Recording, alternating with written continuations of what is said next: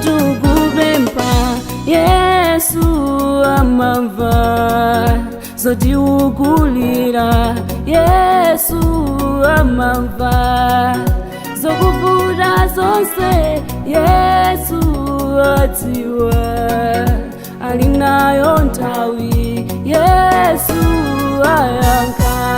Alipo Yesu, alipo Yesu, akonda Yesu,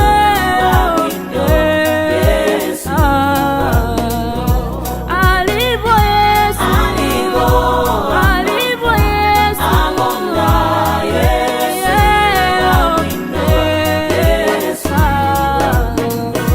sanga kutaya, sanga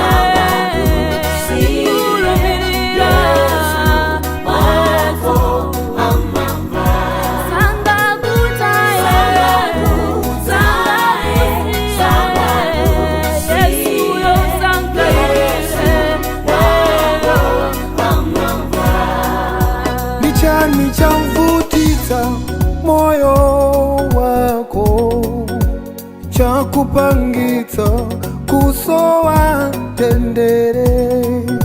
Nichani chikuzuza mtima wako, ukuoneka kuti uli ndi nkhawa.